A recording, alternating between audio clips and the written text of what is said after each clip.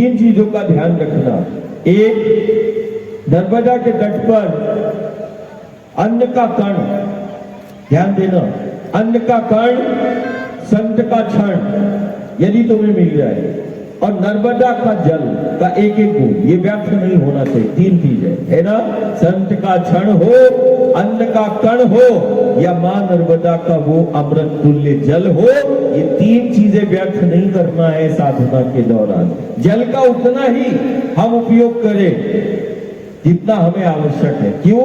कारण ये जल नहीं, ये अमृत है, ये जल नहीं, वो शक्ति है। और देखना, हमारा भाव बना, सबके पास मैया बोतल में जल के रूप में है, ठीक है ना।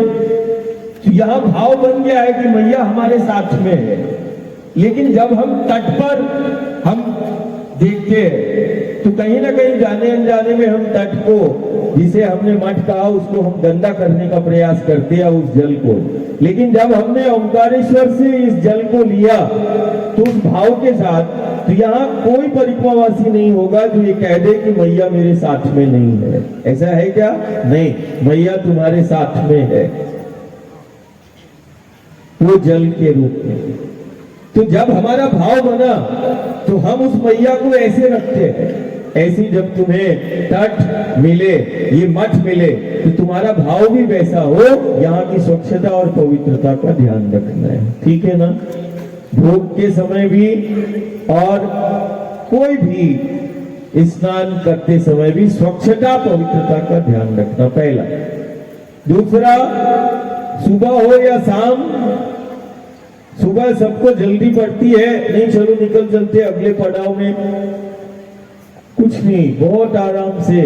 मैंने कल भी बोला था, 4 मास में तुम्हारा बहुत सहजता पूर्वक मैया ये साधना करा देगी, है ना। इसलिए कोई जल्दी नहीं करना, अपनों को लेके।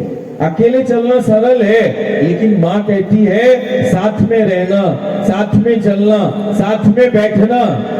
ये परिक्रमा के दौरान जैसे आज हम सब बैठे हैं, ऐसी जब परिक्रमा ये साधना पूर्ण हो तो ऐसे तुम अपने घर और गांव में बैठना है। ये साधना तुम्हें जीना सिखाएगी कि कैसे हमें विषम से विषम परिस्थितियों में अपने घर परिवार और अपनों के साथ कैसे जीना है। ये नर्मदा मैया का ये साधना, ये परिक्रमा तुम्हें जीना सिखाएगी। ये साधना तुम्हें उन मूल आधार शक्तियों का परिचय कराएगी जो हमारे जीव जगत का आधार है।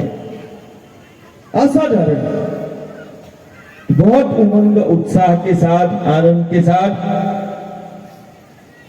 आज मैया का पूजन। और कल टोकसर जब हम जाएंगे, यहां से बहुत कम, अभी 1-2 दिन हम थोड़ा थोड़ा चलेंगे, है ना, थोड़ा थोड़ा चलेंगे।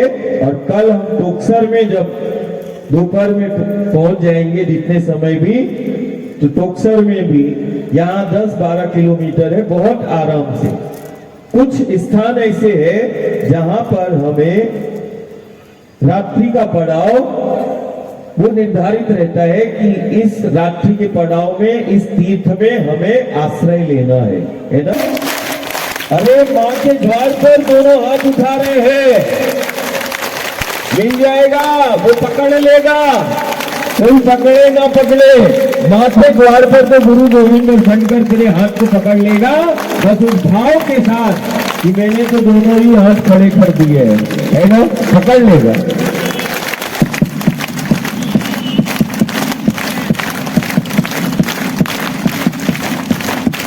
वहां भी मेरी नजर है, जो नीचे परिक्रमावासी है और भगत है। आज देव दीपावली है, कार्तिक पूर्णिमा है, असाधारण तीर्थ है ये खेड़ी घाट, असाधारण तीर्थ है। जहाँ राजराजेश्वरी, जहाँ पर महायोगी गौरीशंकर महाराज बाबा का पड़ाव डलता था, उसी बाबा का पड़ाव में आज परिक्रमावासी रुका है। बहुत असाधारण तीर्थ है, गांव नहीं, तीर्थ है। नर्मदा मैया की। आज बिल्कुल समय ज्यादा नहीं, कल टोकसर में अपन संवाद करेंगे, बहुत सारा समय मिलेगा।